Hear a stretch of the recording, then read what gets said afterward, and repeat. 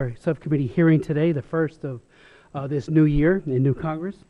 Both Ms. Bass and I were delayed, and I apologize for that. We had a press conference on combating human trafficking. There are 12 bills on the floor between yesterday and today, so we were speaking on that. So again, I apologize to all of you for the lateness in convening the hearing. Nigeria, as you know, is Africa's most populous nation and is the continent's largest economy. Unfortunately, Nigeria is beset by various challenges that threaten the peace and stability of this African giant.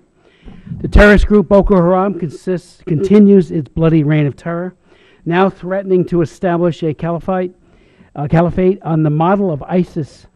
Religious and ethnic discord, which predates Boko Haram's emergence, continues unabated. Lower oil prices have seriously damaged an economy significantly dependent on oil revenues. Meanwhile, the prospect of a violent repeat of the 2011 post-election scene has ratcheted up tensions in Nigeria even further. Today's hearing will examine the situation in Nigeria and the United States' efforts to maintain positive relations with the largest U.S. trading partner in Africa and a major ally in international peacekeeping. U.S.-Nigeria relations were understandably rocky during the military rule of Sani Abacha in the 1990s. However, the advent of democracy with the 1999 elections ushered in an improved atmosphere of cooperation. Nigeria consistently ranks among the top recipients of U.S. bilateral foreign assistance and is the second largest beneficiary of U.S. investment in Africa.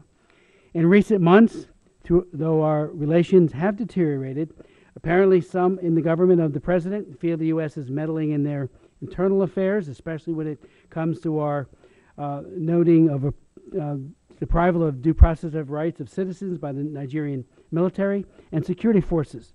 Our view is that friends don't let friends commit human rights abuses, and I think a good relationship can withstand that kind of give and take.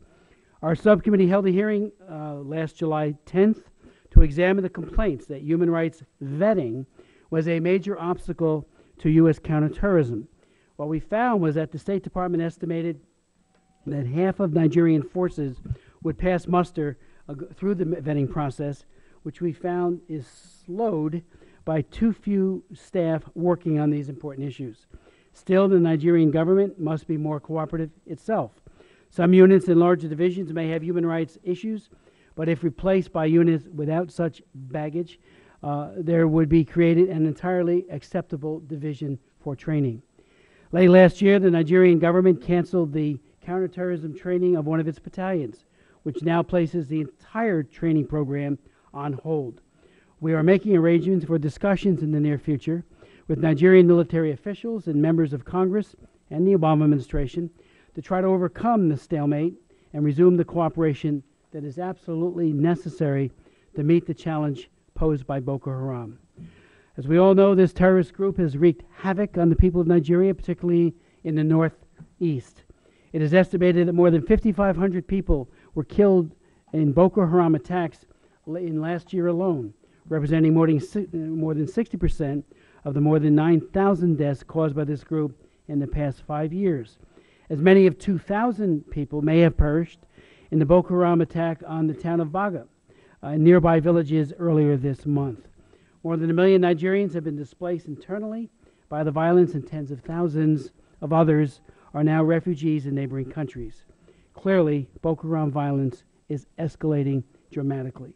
Boko Haram has become part of the global jihadist movement and threatens not only Nigeria, but also Cameroon, Chad, and Niger. While the terrorist group may not be an official affiliate of Al-Qaeda or ISIS, they appear to be trying to create an Islamic caliphate in Nigeria.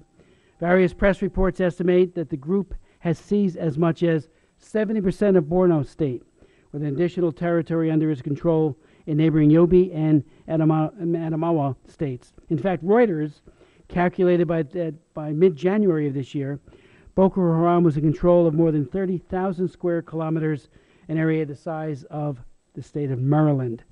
For approximately 2 years, I pressed the administration to designate Boko Haram as a foreign terrorist organization. I argue that, like cancer, early intervention can mitigate its spread, severity, and duration.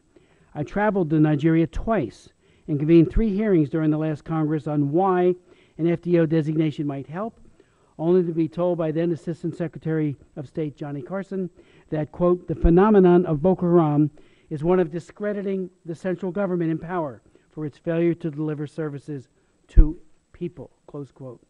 On the very day of our hearing to consider a bill on FDO designation, the State Department, led by Secretary of State Curry, announced that Boko Haram was being designated a foreign terrorist organization. I would ask Mr. Jackson if you could, during the course of your testimony or answers, give us some insights as to what has happened with that designation. Has it helped?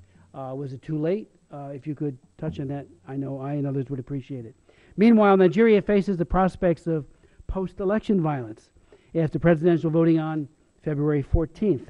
The race, as we all know, pits President Jonathan against former military Nigerian leader General Buhari in a rerun of the 2011 elections. This time, however, Buhari's All-Progressive Congress is a coalition of major opposition political parties, includes defectors from President Jonathan's People's Democratic Party, such as the Speaker of the National Assembly. Some PDP officials have referred to their opponents as Nigeria's Muslim Brotherhood, while APC officials accused the Jonathan administration of representing only Christian Southerners.